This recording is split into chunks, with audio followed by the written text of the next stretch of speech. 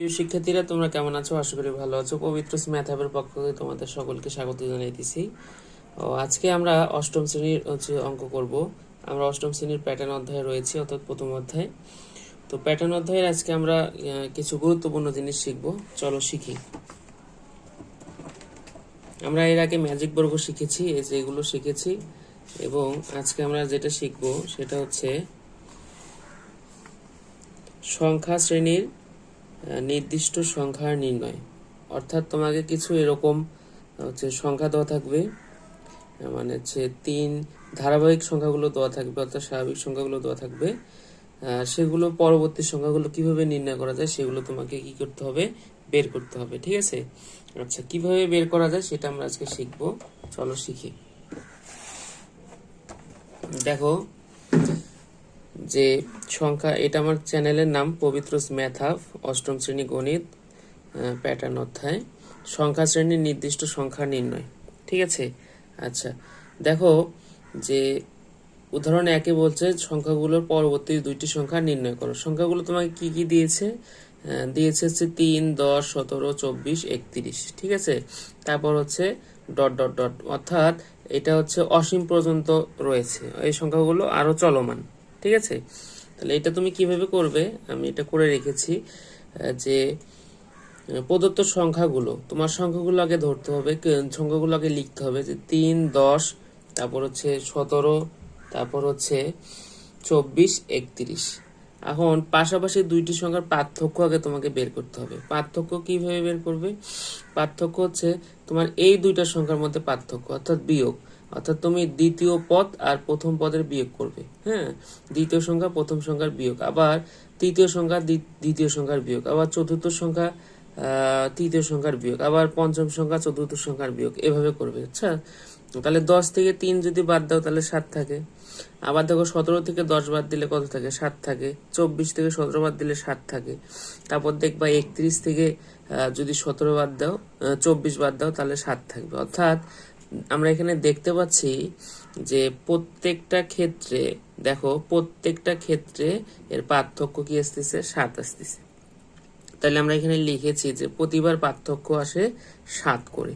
হ্যাঁ, তাহলে পরবর্তী দুইটি সংখ্যা কি হবে?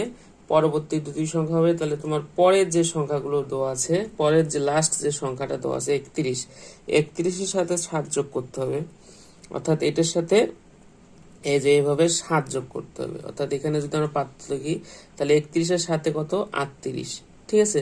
আবার যে 38 পাইলা, 38-এর সাথে যদি 7 যোগ করো তাহলে হবে কি? 45। অর্থাৎ পরবর্তী দুটি সংখ্যা হচ্ছে, একটা হচ্ছে 38 আর একটা হচ্ছে 45। কারণ এরকম যদি আমরা আর একটা অঙ্ক দেখি, তোমরা দেখতে পারবে এখানে লিখে রেখেছি, পরবর্তী সংখ্যা নির্ণয় করো, যে 1, 4, 9, 16, 25। ঠিক আছে? তাহলে এইভাবে লিখবে প্রদত্ত সংখ্যাগুলো। লেখার পরে পার্থক্য বের করতে হবে। তাহলে আমাদের পার্থক্য বের করার নিয়ম কি? যে এই পদ থেকে এই পদ বিয়োগ, অর্থাৎ দ্বিতীয় থেকে প্রথম বিয়োগ, তৃতীয় থেকে দ্বিতীয় বিয়োগ, চতুর্থ থেকে তৃতীয় বিয়োগ, পঞ্চম থেকে চতুর্থ বিয়োগ, এভাবে কি চলতে থাকবে।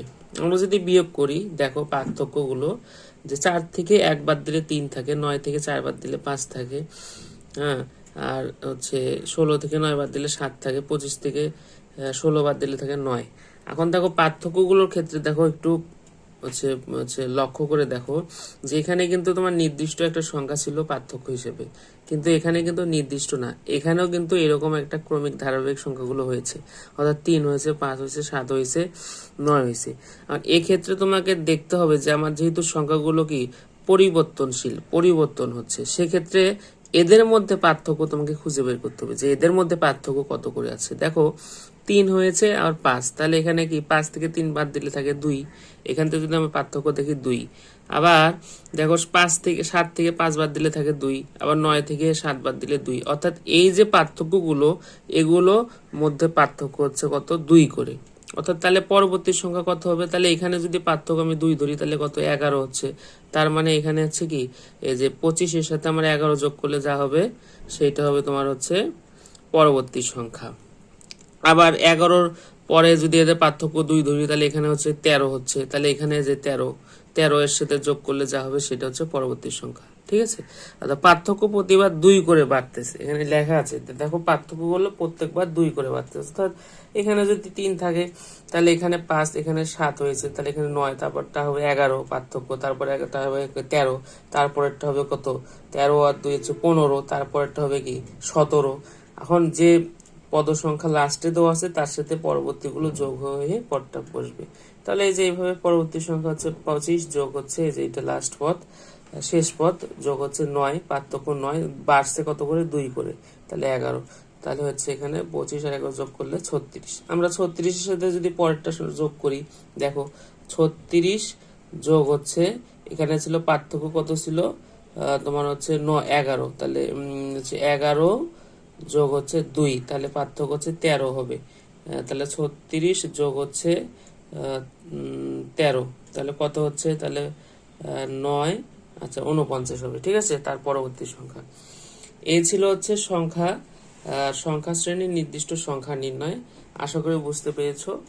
আর যদি ভিডিওটি ভালো লাগে অবশ্যই লাইক কমেন্ট শেয়ার দিয়ে পাশে থাকবে।